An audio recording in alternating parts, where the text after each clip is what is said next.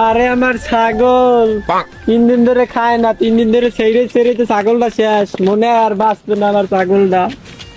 ও ভাই, ভাই ওইস কি? ভাই হইছে কি? হইছে তো দেন না। আপনার ছাগলের কোনো অসুবিধা হয়েছে? আমার ছাগলের সমস্যা হয়েছে আমরা বুঝছি। আপনার ছাগল মরে যাইবে দাদা, এটা একটা কথা।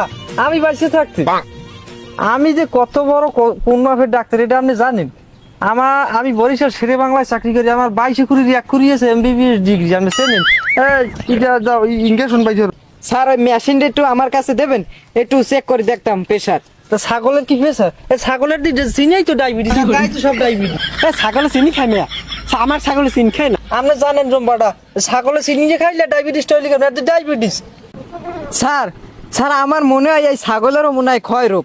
হ্যাঁ, তুমি কিছুটা হলেও রোগটা ধরতে পারছো। তুমি কার সাথে চলো, দেখা লাগবে না? আমি বরিশাল শেরে বাংলার একজন স্বনামধন্য ডাক্তার। হয় আমি আন্তর্জাতিক খ্যাতি সম্পূর্ণ ডাক্তার। এখন ছাগলের তো ক্ষয় রোগ, তুমি তো জিনিসটা কইছো, ক্ষয় রোগে কাটি খেসা কাটি যা বাইরেই গেছে। কিন্তু আমার নিজের হাতে চিকিৎসা করবো। ধরো আগে প্রেশারটা একটু বাদ পেলে ভালো করছে, প্রেশারটা বাদ পেলে ওই ইঞ্জেকশনটা বাদ করো। জায়গায় ঢোকে ঢোকে ঢোকে ঢোকে, বয় বয়, কোনো শ্বাস করো, কোনো শ্বাস করো, কোনো শ্বাস করো। আমরা তোর শ্বাস করো।